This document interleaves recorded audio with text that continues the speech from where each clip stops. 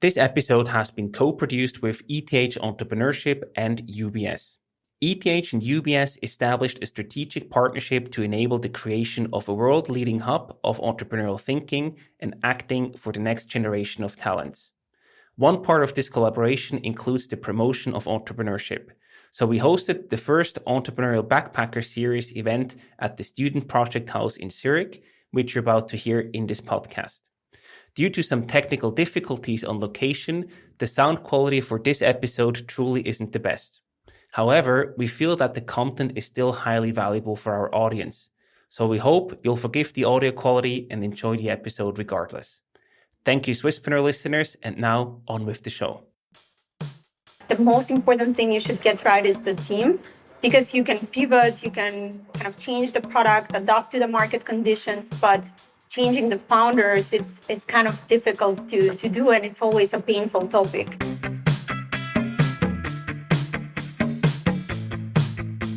Welcome to the Swisspreneur Show, a podcast about startup stories and learnings from experienced entrepreneurs. Here's your host, Silvan.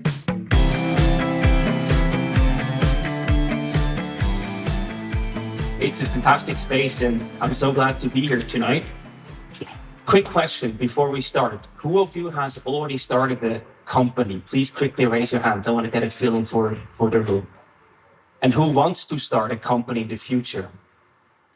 Okay, now almost all hands go up. That's a good sign, because you've come to the right place. We want to give you really hands-on advice from active entrepreneurs to help you make better decisions and help you to really kickstart and launch your startup journey. And my name is Silvan. I'm the host of the Swisspreneur Show, and it's my pleasure to walk you through the panel discussion tonight. But a panel discussion is nothing without the guests, and it's my pleasure to introduce you to tonight's guest. We have two fantastic panelists. The first one, she is the co-founder and CEO at Deep Judge, an AI-powered knowledge search for legal professionals. So please welcome here on stage, Paulina.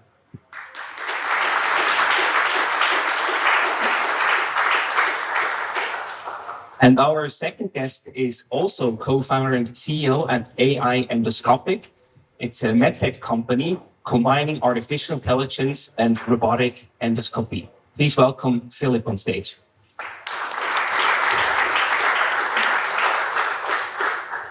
So first of all, thank you so much for taking the time and being here with us today. I want to do a little intro or warm-up question. I want to start with you, Philippe. Besides being a co-founder, you're also a chess player. So I wonder which of the two ventures requires your boldest moves? Yeah, this is a tricky question because sometimes my friends say I should stop with my chess analogies because I really annoy them already. But considering a bold move, especially in chess, it's often a committal move that raises the stakes. And when you do this, you don't increase only the potential benefit, but also the risk of it. So when you do this, you need to, in my opinion, have two considerations. First, who are you playing against? So first of all, are you playing with two queens against a pawn or the opposite way around? And the other thing is what's actually at stake? And in my opinion, it's always good to take the minimal approach, with risk, especially when you have high stakes. So make it short, I like to make the bold moves in chess, because if they fail, the only thing that can get hurt is my ego. Just a game. Exactly. And Paulina, if we look at your career, you were doing your PhD, and at the same time, there was a big shift in AI happening that then eventually led you to start your own company, Deep Judge. How much of an impact did this trend that you saw there out in the world happening and shifting, what importance did that have on your career choice to start your company? That's a great question. I think that was essentially the inflection point that made us start our own company. So when I started my PhD, that was at the end of 2015. And for the first few months, we were doing more classical machine learning. But then shortly after, deep learning came, and almost everyone transitioned to deep learning. And we were among the first ones at DTH to start researching in deep learning. And that was the first wave. And then there was yet another wave that was more the rise of the transformers and birds. So what it means is that the technology became better and better when it comes to understanding and processing text. So all of a sudden, things that were not possible before became possible. And me and my co-founders, we were all doing the PhD at the time. We were also working at Google. So we kind of saw how these technologies applied both in research, but also in production at scale. So we thought to ourselves, like, this is a great inflection point. Let's do something on our own and bring it to a domain that's really heavy with text, which is the legal domain. So that is essentially how DeepJudge started. So we went to our professor, and in a matter of 3 weeks, we all graduated one by one. And yeah, now we're here. Fantastic. And another important part, you mentioned your co-founders. And today we want to really talk about the art of the start. And that's probably the very beginning of any company, is finding the co-founders. Where and how do I find the right co-founders to start a venture together? So I agree with the comments previously made that this is a really tough question, but also a really important one. So for me, I found my co-founders at the university. So they were my colleagues, both at TTH, but also they worked at Google at the same time as me. So I knew them for quite a few years. And I think, where do you find co-founders? Well, I think us that we are at universities, we're very lucky because we're surrounded by really smart people, some of which are going to share the same vision as you. So for me, that was very successful. In our case, so usually the general advice when looking for co-founders is to find people with very complementary skills. In our case, obviously, we all have the same background.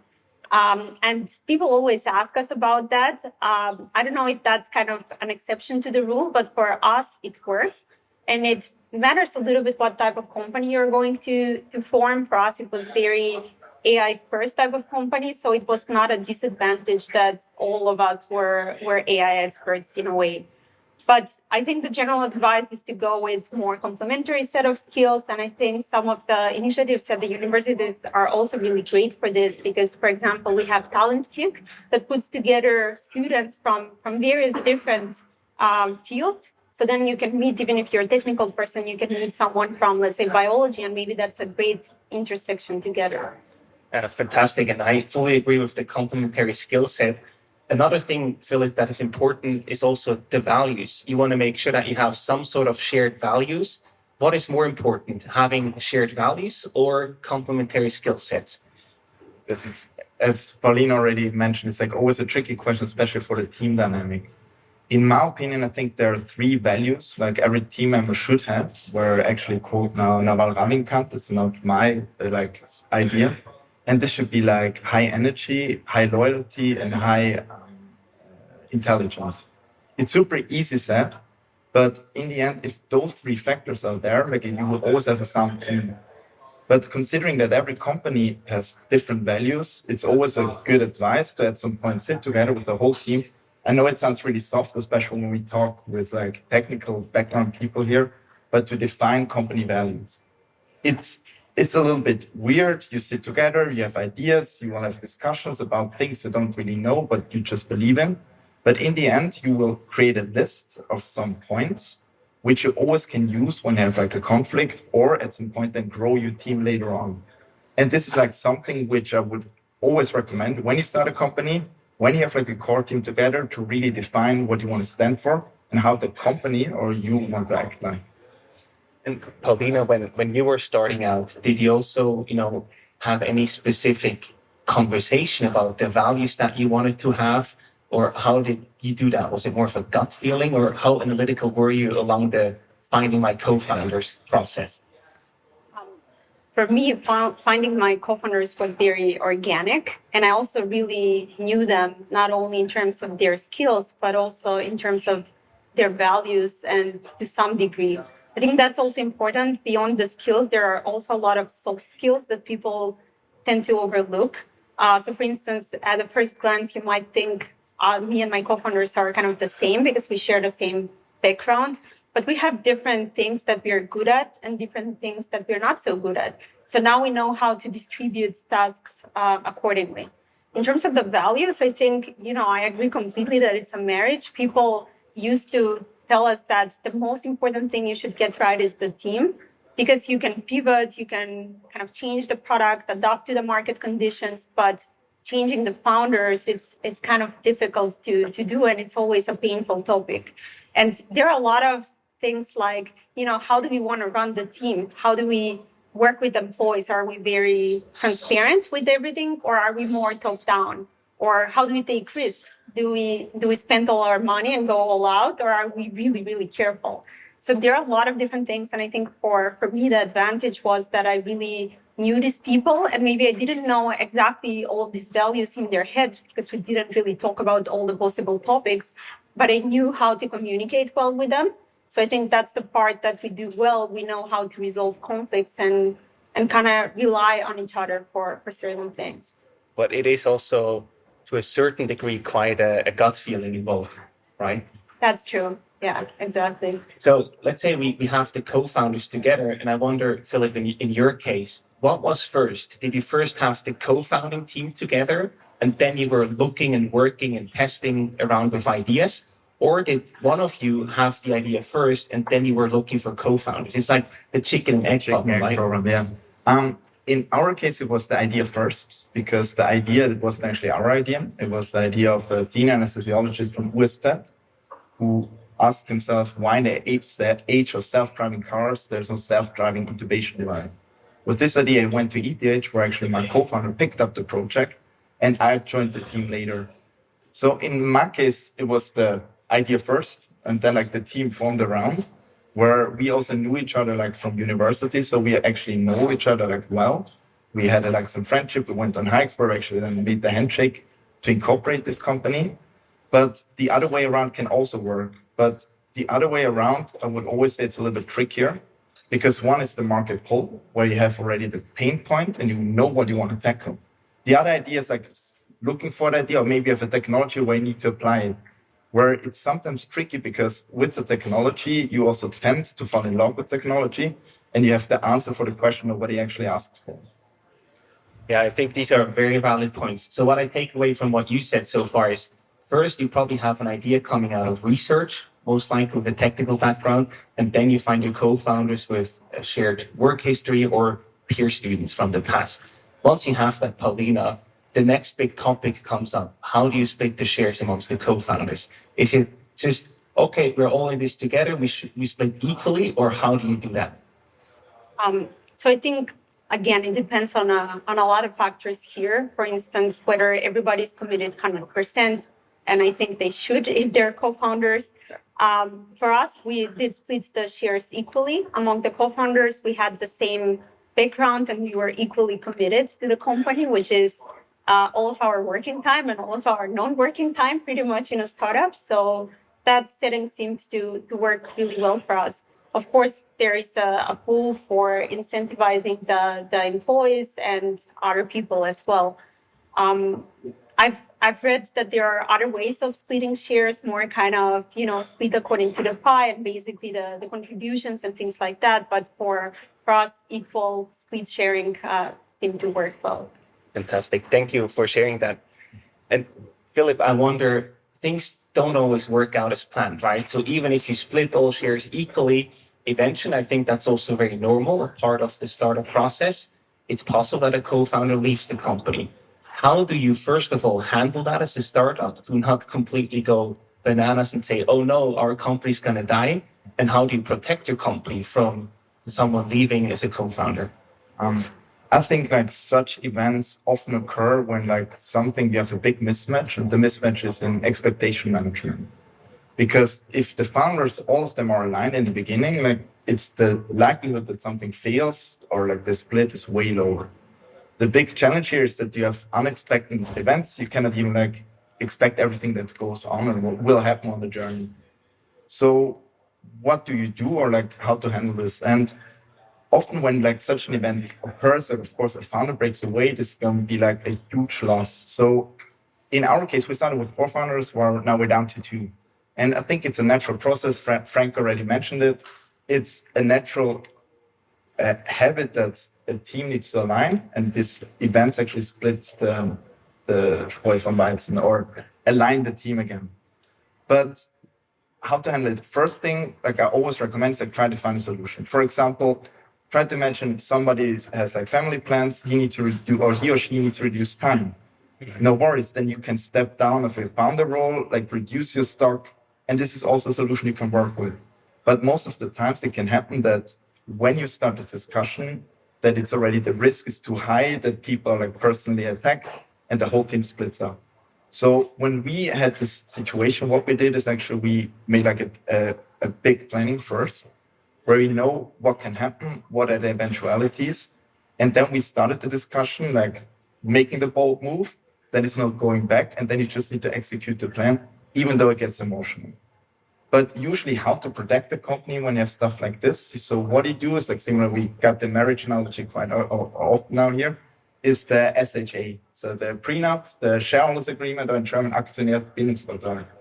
And what you do, what you're looking for here is the clause called vesting. So what you have here is that the stock the founder actually contributes doesn't belong to the founder like right away in the beginning. So you can have like several setups you can do, but usually you have like a period where it's like a 4-year plan, where the first year you can claim any of the stock. And then it's a linear increase where you get like after 4 years, you get the full stock. So when the team splits up in the beginning, the founder actually has no right to actually get any stock out. And this protects the company. So you don't have like dead shares lying around where the investor says, why should I pay for this? Nobody's doing work there. But also it helps actually protect the other founder.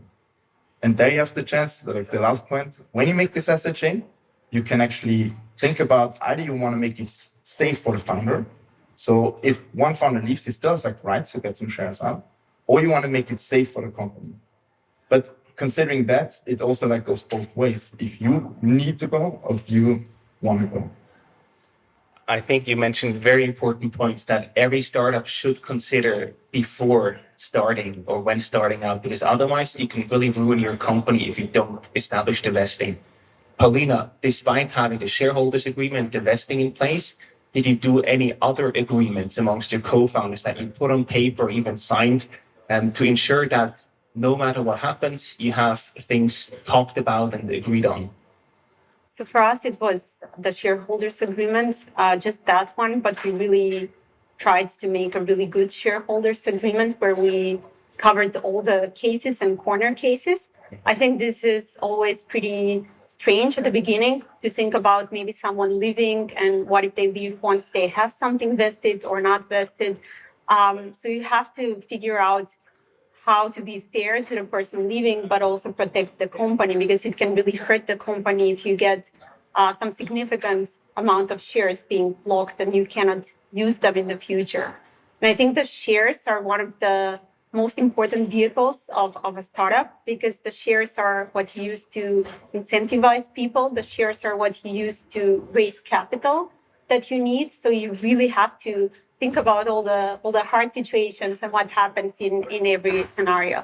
So I think the shareholder agreement for us was that. And when we were discussing this kind of clauses where you have to pick what happens if a founder leaves, or in this case or in that case, that is when we kind of had agreements amongst ourselves what's going to happen in these kind of situations and whether we're all fine with that. So I basically take away shareholder agreement, absolutely do it, and make sure that you protect the company if anyone wants to leave. Now, after you have that in place, it's then usually time to think about the product, the MVP, minimum viable product. The name already says minimum, so it really just has to just work. How did that look for you, Philippe, the first MVP that you put out with your company? Yeah, so I joined the company a little bit later when already the research was going like for a year at ETH. So our MVP was already like a robotic solution, which was then tested in a mannequin and in cadavers. But the weird thing is that the people, when I joined, they tested it internally, like for research, but never went out to industry. So when we went out, we got like actually quite a bad feedback. So I think we went way too far already before we tested it outside. After that, we also developed some sophisticated robots, which was also a little bit over the top. Now with the software solution, it's way easier because the MVP now, we use devices which are round. We just plug it in a computer. But what I always would recommend when you go for MVP is that you can really feel what it wants to do, because then it's way easier to explain what you actually do instead of like talking about AI and those big words, because in the end, the technology only helps to create the value. And how was that for you, Paulina? How did your first MVP look like? So the point of the MVP is to put it in front of potential customers to kind of see how they react and to give you feedback and to tell you whether this is something that they are super excited about. And the other one is to potentially use it with investors to show them where you're going, to kind of put the visions more into something concrete. And for us, our product is an internal search engine that is semantic, and it's a really big product to build. So it takes a lot of time to build. Our first search engine that we built was not connected to the internal data. It was where you upload a limited amount of documents, but you get to experience kind of the AI behind it and how it can understand the intent behind your query. And we would send this to people and ask them to try it out and to give us feedback. And once they really liked it, we discovered that, okay, this is a thing that we should pursue. But I think going forward, now when we are trying to figure out how to continue the development of the product or add additional products in our portfolio, then I would actually even go with just kind of clickable demos. I think we kind of overdid it at the beginning, and this might be because of our technical backgrounds. But now when we do design sprints, it is fully kind of either really, really one day type of work or just kind of clickable things that you can show to a person and they can tell you whether this is something that is useful or not. I like it. Both of you basically said, oh, we probably overdid it a bit. You both wish you had put your product into users' hands earlier on. Paulina, when was then the moment when you felt, okay, we nailed it, this thing might work? What happened? What sort of feedback did you get? What happened there that you then said, okay, now we really can build a business around that? Yeah, I think a lot of things came together in a way. So all of us are not from the legal field. So we analyzed the legal field quite a bit in terms of what is out there, what are problems that are not solved, why are they're not solved, and how much money can you get if you solve that problem.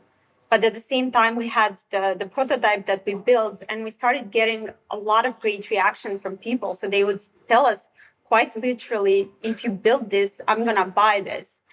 So they were really excited about that. And we spoke to a bunch of lawyers, so really a lot, and not just from Switzerland, but also even abroad. And when we discovered, okay, this is a problem worth solving that is not just local, but even the US firms react very similarly. They're like, yeah, there is no such solution on the market. We decided to go all in. And I would say at the beginning, we were kind of considering different products. So there were, of course, multiple things that could be solved in legal, right? And especially with the advent of the new technologies, we could do this, we could do that. And we very quickly realized that as a startup, the best thing you can do is kind of focus and put all your resources into one thing. So we had to essentially choose between two different directions. So we had two different prototypes. It was hard to abandon the other one because I think it was also great. But in the end, we had to make a choice. And I think we made the right one based on all the information that we had from the market, from the end users. Yes. And that's probably one of the toughest decisions, right? You see so much potential for your technology, and then you have to say, no, we cannot do that. That's like really hard to do. But at the same time, I imagine that's when you know you're heading in the right focus area, when it hurts to say no to other options. Yeah, I think that's one lesson that founders need to learn is to say no, even to money. And at the beginning, people would tell you, I'm going to give you money if you solve this other problem. And it might look very shiny, but you don't know whether that's a problem that other people are facing as well. And you also don't want to take your product all over the space. So yeah, I think you need to start saying no and like commit to your vision and really execute with a lot of focus in mind. That's also a bit of a trap, right? When the other customers say, "Oh, just build this feature for me, please," or another one's wants feature B, you sort of become a custom software shop and not a real scalable startup. Exactly. And especially that was a fear of ours coming from a research background. A lot of problems are speaking to us. They're really interesting, and we kind of feel we can solve them. But then you have to really say no. And I think it's also really important to focus on the type of customer you're after, kind of the ideal type of customer, instead of this particular niche use case, but they want the same product, but a little bit adapted to their use case.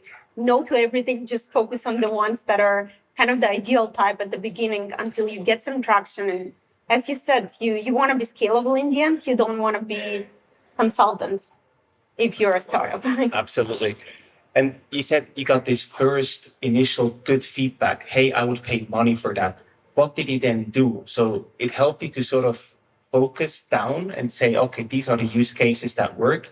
But then you still had to create the product, close contracts, etc. After this initial, I would pay for this feedback. What happened then to really build the product and win your first customers? So once we committed to building this product, going from MVP to the actual full version, we knew we wanted to be very close to the customers and to get their feedback every step of the way. So we essentially started with paid pilots with some of these customers that were like, if you are going to build this, we're going to buy. And during the pilot, we pretty much were building the tool from MVP all the way to product ready tool. And the customers were like, the first ones are always the ones that are really supportive, or the ones you should pick are really supportive, and they were really helpful with feedback. So I think for us, that's the way it worked. Started with pilots, but I would say pilots not for free. So we made sure that we charge. Of course, it's not as much as the license, but it's also not cheap. So it has to hurt a little bit. And this is just to ensure that you really are solving something that they believe is a pain point, and they're excited to see this thing work if it proves its value, and they would buy it. And you're also speaking to the right people that have the power to make the decision. Philip, I wonder, you mentioned you also had the MVP going on, right? And probably, as you heard, it's not the perfect solution out there yet. It probably never will be. There's always so much more to do. How do you handle that as a founder? Because that also must feel a bit scary when you put a product out there in users' hands and I want to fix this, I want to do this, and there might be a bug here or there. How do you handle that? Because customers might also get frustrated, or you might be afraid to even ship it in the first place. Yeah, but I think like in general, like we as a founder, one thing which is a really important statement is like done is better than perfect. And you need to be aware that it doesn't matter what you do, you will always face criticism.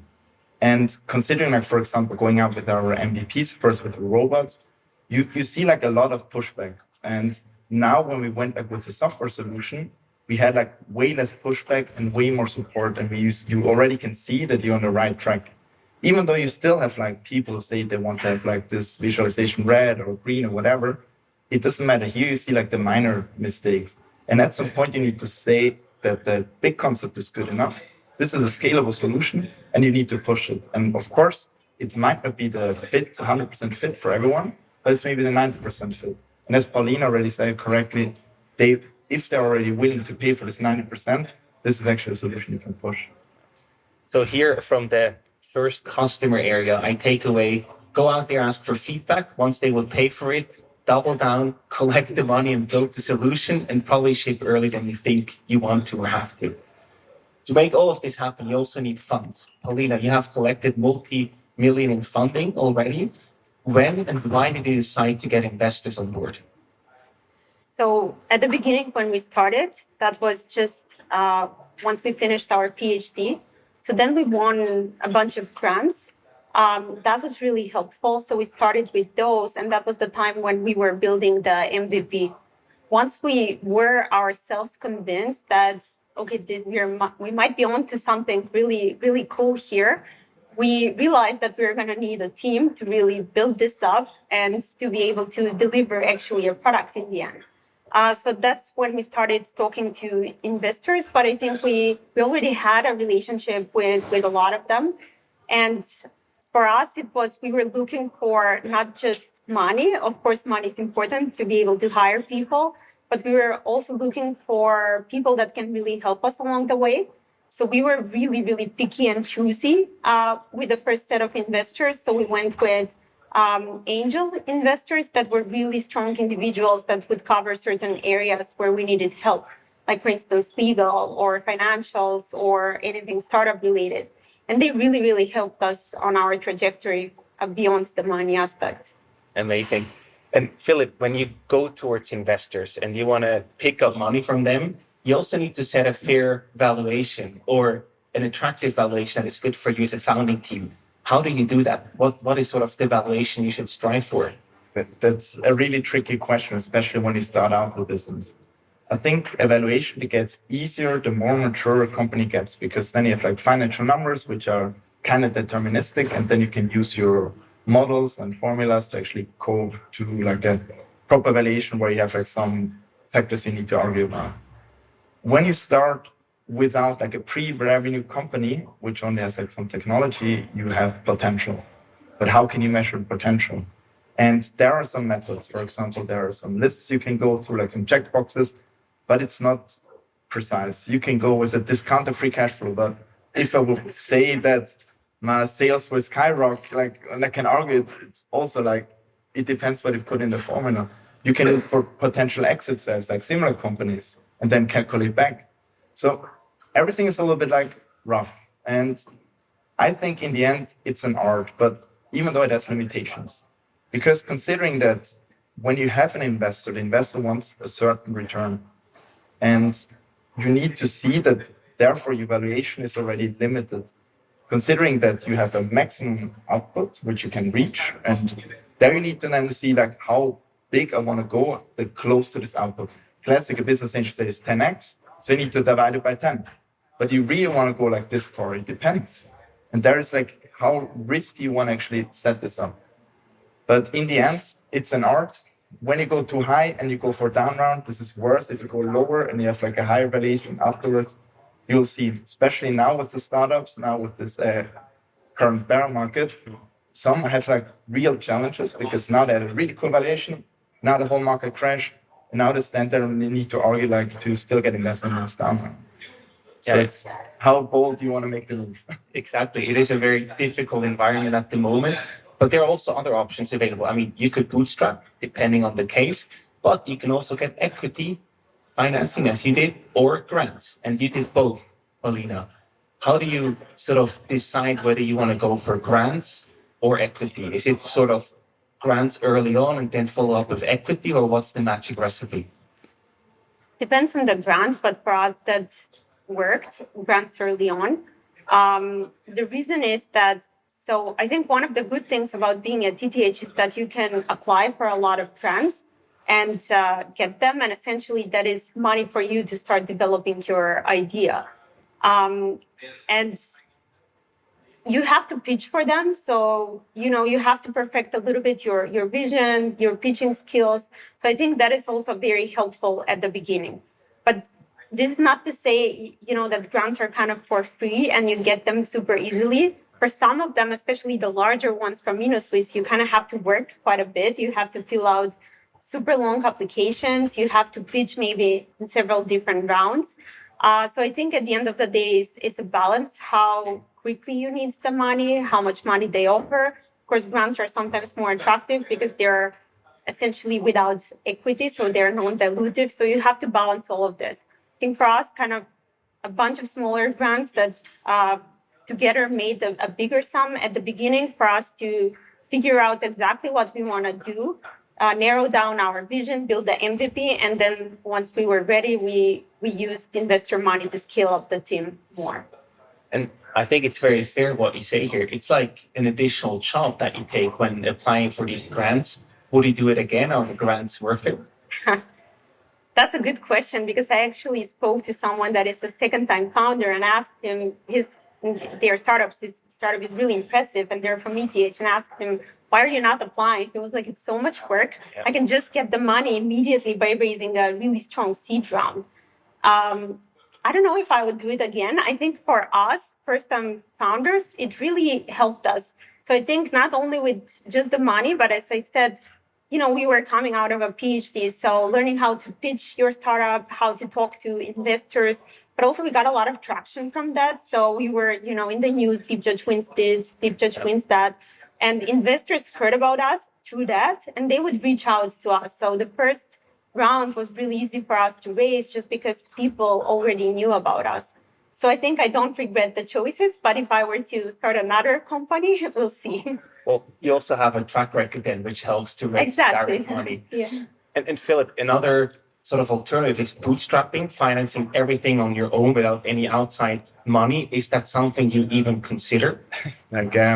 because we're working in medical technology, this is like something which is really hard. Yeah. Because in medical technology, you can always only sell the product when it's already certified.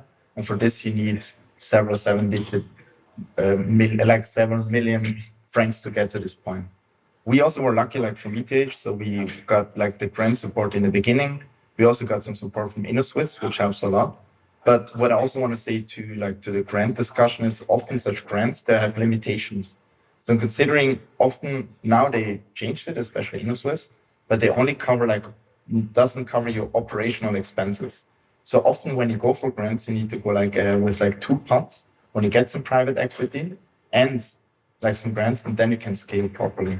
Because in the end, the grant often has like some other benefits, for example, research purpose, which is aligned with your interest, but not 100%. So when you say, I need this done by then, they have a different interest of you. And this can also, you don't have the leverage to really still like push through when it's not your money, but like the money of given by InnoSwiss. So I think a grant is cool to start out, especially when you're not sure if the startup will actually fly or not. But in the end, with the money you get in the company, you can go way quicker. Yeah, and also the time you spend on the grant is time spent away from building the product or closing new deals with new customers. It's a trade-off. And you limit yourself because you say, this is the plan I want to shoot for. Maybe you need to pivot, and then you have problems actually continue with the grant. I also want to quickly talk about the support that you got here from the ETH. Paulina, I think you're the first AI-centered ETH spin-off, basically. So what did that mean to you? How do you get support and sort of access to a network, etc., as that first spin-off? Yeah, I think first and foremost, kind of the label by itself helps a lot. I think a lot of the investors, or even when you're pitching for grants, the label means something to them. So I think that's the first thing that helps. But other than that, honestly, we got great support even from the beginning. For example, from Alex Silic. He was the one that was listening to my first pitches that I would do at the very first venture kick that we pitched to. That was the first one we applied for. He gave me a lot of feedback, and also they have a really large network of VCs, investors, even potential clients. So I think that's also something that one can benefit from. And in general, I think as an early startup founder, it's really helpful to ask people that have done it rather than reinventing the wheel and struggling with certain things yourself. And once you figure out who are the good people that can actually give you concrete, useful advice, that's really helpful. And that were some of the people at the AI Center for us. That sounds perfect. How was that for you, Philippe? And we are in this blessed position that we have like the spin-off layer from all the 3 universities from Zurich, where we got the big support, where we have like from the University of Zurich, the Therapeutic Development Accelerator, where they have this network, especially for MedTech. University hospital can really support like pointing to the right clinicians. Also have like help in regulatory questions, which is like the boring stuff when you go into MedTech, but you need to go with it. But ETH helped us a lot, like especially as Paulina already said, with the network from VCs, locations, such promotional events. And this is like also great support, not only to give more credibility to this startup, but also like the visibility which is needed, especially like when you're in such a environment where you have really innovative startups around you as well. Fantastic. And before we open up for audience questions, just the last one for the future to both of you. You have both officially been featured as Forbes 30 under 30. So you're on the watch list of entrepreneurs to watch out for. And what should we watch out for both of you? Maybe starting with you, Paulina. What have you planned for the next 12 to 24 months? That's a great question. Honestly, I'm really optimistic about the future of Deep Judge, and I'm pretty excited about what's to come. I think what's coming in the next year is our expansion. So we're now actively expanding in the US and UK and building up a team there. So hopefully the thing to watch is that Deep Judge is a legal tech company out of Switzerland that goes global. I think that will make perfect content for a follow-up event on how to go international. What is on your map, on your roadmap and milestone map, Philippe? The cool thing is because we don't have hardware anymore, we're like way quicker to the market, and we can finally say that like within the next year we should be able to push it to the market. And from there on, the idea is to scale, but not only like in the same endoscopy, but the cool thing is it's a platform. So what we want to do is to develop also like navigational software for other endoscopes to really revolutionize like the field and in the end like help patients. Fantastic.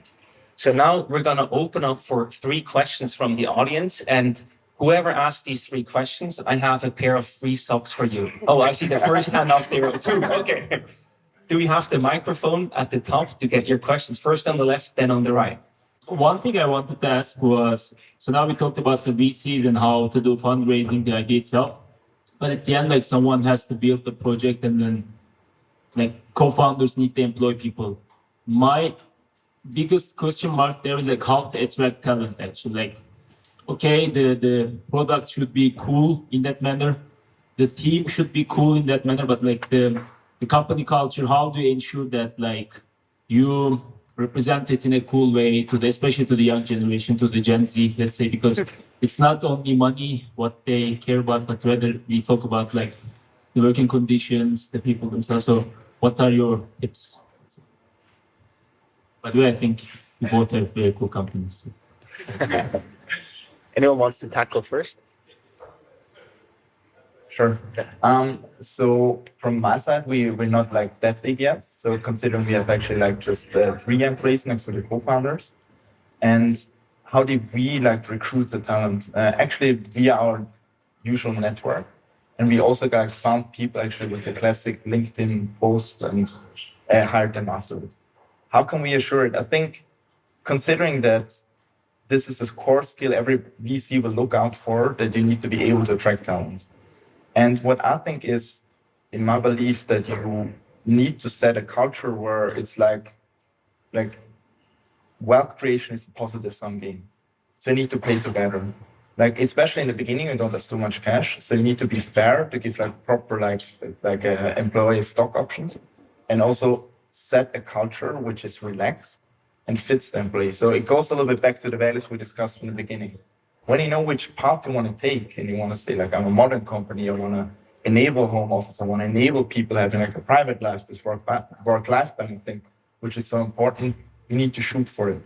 I know it's a little bit like a soft answer, but in the end, I think you need to have like a vision in your head, how your company wants to look like, and then search for those talents who have the same vision. And then you will have a way easier path than you say like, I need to change myself to get like those talents, which I don't think is the right way forward, because in the end, this will break up sooner or later. Anything you want to add? Yeah, I think for us, the connection to ETH here is also really important. So we're really close to the university and some really great talent. But I would say at the beginning, our best hires were all through our networks. So once we found someone, that someone might have some friends that are also really good. And I can already see 2 people in the audience that were found through our network and that were recommended by other employees. And I think that's really works well for us. How do we make sure that we are attractive to employees? I think, as you said, kind of the environment needs to be good. So for us, we try to be transparent with the type of information we share. We want people to feel like they're part of the company as well, and to really learn along with us on the journey. And I think, people talk and people will realize what's the type of culture you have in the company. And I think for us, it also helps that one of my co-founders has a famous YouTube channel. So I think that attracts quite a bit of applications for us internally. That's a great leverage to have. Thank you for the question. You've earned your pair of socks. There was another question at the top first, and then we have the third one here. I think you both had co-founders leaving at some point. Looking back, would you do something different to avoid the co-founders leaving or maybe leaving earlier? Philippe, you want to go? Yeah. I think the big challenge in the beginning is similar when you start a marriage or a new relationship, is everybody's like super enthusiastic and you trust each other and everybody's like motivated to push it forward. But you will always face open questions. For example, I had a conversation with another founder who wrote in her SHA, like the founders are entitled to reduce to 80% pension. And I had like a little bit of an argument with her because for me, I think a founder should overcommit all the time. But after this like discussion, I went out and like, why not? And the thing is, it's alignment. So if the expectation of all the founders are the same, I think we can avoid a lot. And what I would do differently is, first of all, I would not like make this as quick as possible and say like make a handshake agreement on like some promises, like write stuff down, be precise. Like this is super rational and unromantic, but in the end, this will be the thing you can always then base your argument upon, like that everybody's like on the same page. And maybe when you start this process already, you will find some challenges where you can resolve already before you start and have like the future contract and resolve it.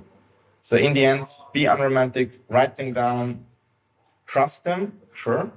But always when you have a contract, think about best case scenario, but also the worst case. And it should work out from both ways. Do you want to add something, Paulina? For me, the short answer is no. I wouldn't do anything differently. Things happened, and there was nothing bad that happened in our case. So the startup environment is pretty stressful. It's not for everyone, and I think, as I said before, it's just important to have a good contract that you can go back to and kind of honor the agreements that we've had from both ends. Great question. Thank you for that. And the third and last question right there. So I'm interested, like, how do you do the validation part? So you said you went to lawyers, but like, how many lawyers? And also, like, did you do interviews or like experiments? And also, how much time do you spend in validation? So if you can like share a bit more your experience. Maybe you can start, Paulina. So the answer to all of that is yes, we did everything. So first and foremost, a bunch of interviews. I think that was really helpful to talk to people and to understand what are their problems and to check whether there are solutions already for the problems and maybe they don't know about that.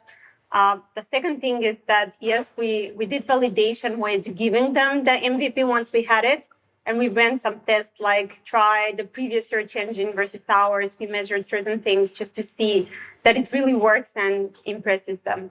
I don't think there's really a magic number of how many interviews you should do. We did as many as we could reach out to. So obviously we used our network quite a bit, but we also reached out via LinkedIn to a lot of people. And I think, again, DTH label helps here, when, especially in the DACH region, when you email people and you say, hey, we're founders from ETH and we're looking into the legal tech space. Can I speak to you to understand your work processes? They're pretty open to do so. So we spoke to quite a lot. I don't have a number in my head, sorry. Anything you want to add, Philippe? In general, like we didn't speak with lawyers. We have more conversation like with clinicians. And in my opinion, you cannot make like enough of such talks, especially when I have an MVP, as soon as possible, because this gives you the rough direction. The big question is, when do you stop? Especially in our case, it's important to consider that every country has sometimes different guidelines. You have different fields of applications. You can do it in emergency, you can do it planned. So the idea is to really have as much conversations, and then you see where you actually find the biggest pain. Is it in our case, is it in the planned intubation, or is it in emergency intubation? And with that, you can go down lower and lower. And then with the MVP, we go back to discussion till the point people say, yeah, I'm going to pay for it. If you have this, then like you still can receive the feedback of your customer and can scale even bigger.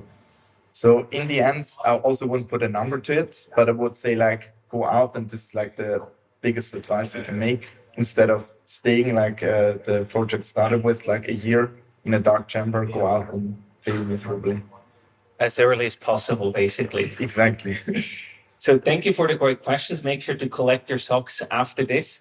And to wrap up the conversation, I have 4 last questions, just short ones, rapid fires. First one for you, Philip. What's your favorite or most often used chess opening? It changes, especially on the moods. I like to play the Catalan currently.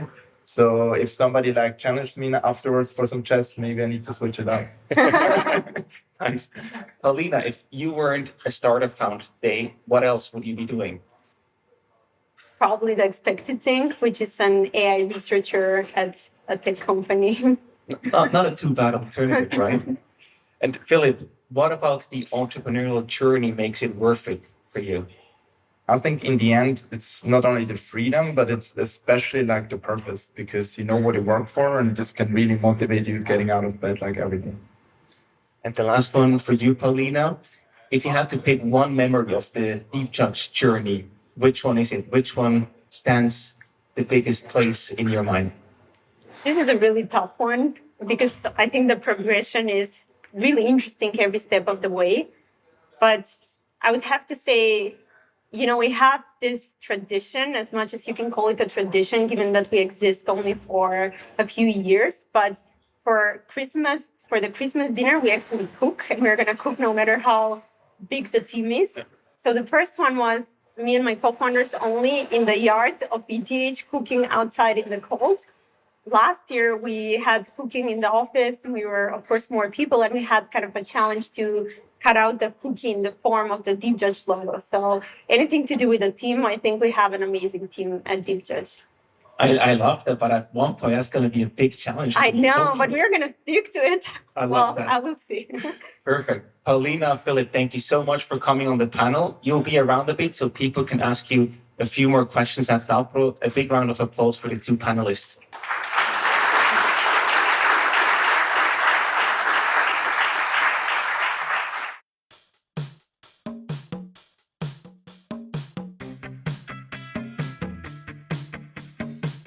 We hope you enjoyed today's episode.